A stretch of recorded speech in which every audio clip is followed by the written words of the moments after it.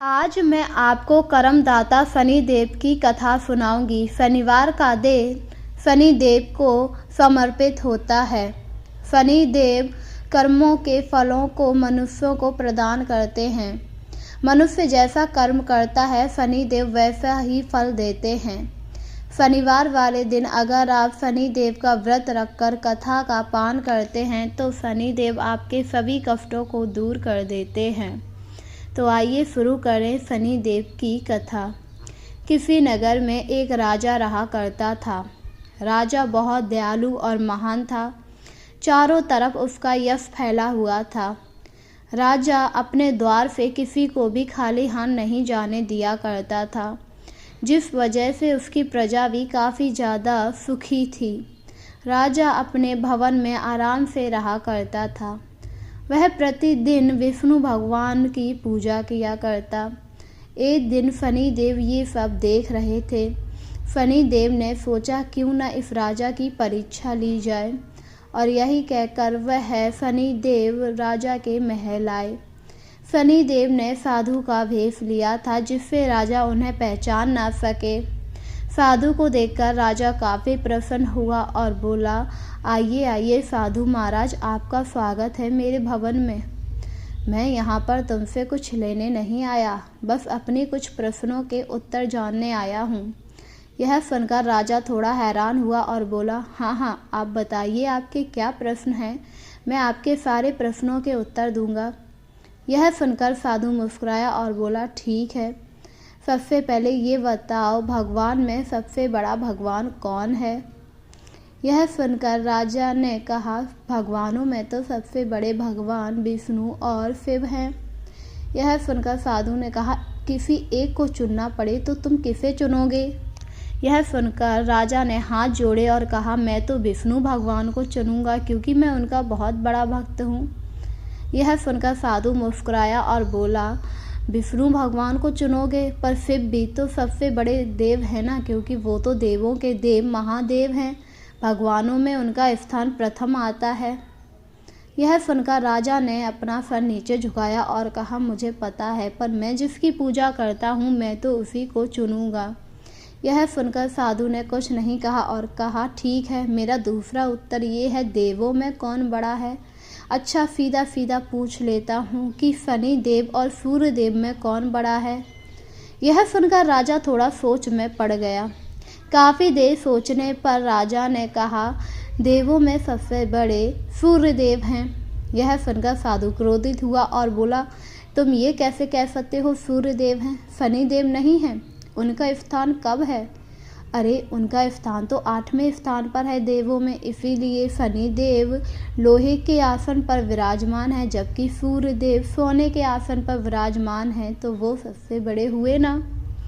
राजा की ऐसी बातें सुनकर साधु काफ़ी ज़्यादा क्रोधित हुआ और वह शनिदेव के रूम में आ गया। शनिदेव को अपने सामने पाकर राजा बुरी तरह घबरा गया।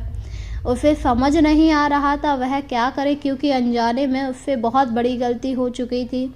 उसे पता था अब शनिदेव उस पर काफ़ी ज़्यादा क्रोधित होंगे और शनिदेव ने कहा, जा, मैं तुझे श्राप देता हूँ कि मेरी साढ़े साथी तुझे बहुत कष्टदायी देगी। यह कहकर शनिदेव वहाँ से अंतर्ध्यान हो गए। शनिदेव के जाने के बाद राजा काफ़ी ज़्यादा दुखी हुआ। वहीं शनिदेव के श्राप के कारण धीरे धीरे राजा का धन नष्ट होने लगा। अब वह ना ही दान पुण्य कर सकता था, वह अब दाने दाने के लिए मोहताज हो गया। राजा को कुछ समझ नहीं आ रहा था कि वह इस दुविधा से कैसे निकले। वह नियमित रूप से विष्णु भगवान की पूजा करता। एक दिन राजा ब्राह्मण का भेष रखकर नगर में घूमने निकला, पर नगर में भी राजा के गरीब होने से भुखमरी छाने लगी। यह देखकर राजा ने अपने राज्य का त्याग कर दिया और जंगलों में भटकने लगा। दूसरी तरफ विष्णु भगवान ये सब देख रहे थे। अपने भक्त की ऐसी हालत देखकर उन्हें कुछ नहीं आ रहा था। उन्होंने कहा, मैं अपने भक्त को ऐसे नहीं रहने दूंगा। शनिदेव ने भले ही उन्हें श्राप दिया है, पर मैं उसे इस तरह दुखी नहीं देख सकता, और विष्णु भगवान ने साधु का रूप बनाया। राजा जब जंगलों में भटक रहा था तभी विष्णु भगवान वहां आए साधु का रूप लेकर और बोले, अरे बच्चे, तू यहाँ जंगलों में क्यों भटक रहा है? तेरे चेहरे का तेज देखकर लग रहा है जैसे तू कोई राजा हो। साधु को देखकर राजा ने उन्हें नमस्कार किया और कहा, हे प्रभु, आपने बिल्कुल ठीक कहा, मैं राजा ही हूँ, पर शनिदेव के श्राप के कारण मेरी ये दुर्दशा हुई है। कृपया करके कोई मार्ग बताइए जिससे मैं शनिदेव के क्रोध से मुक्त हो सकूं। यह सुनकर साधु मुस्कुराया और बोला, शनिदेव के क्रोध से मुक्त होने का बस एक ही मार्ग है, तुम उनकी आराधना करो। अगर तुम शनिवार का व्रत करके शनिदेव पर तेल अर्पित करोगे तो शायद शनिदेव तुमसे प्रसन्न हो जाए। साधु की ऐसी बात सुनकर राजा काफ़ी ज़्यादा खुश हुआ, पर अब राजा के पास पैसे नहीं थे क्योंकि सारा धन तो नष्ट हो चुका था। अब राजा को समझ नहीं आ रहा था कि वह धन कहाँ से लाए और उसने मजदूरी करने की सोची।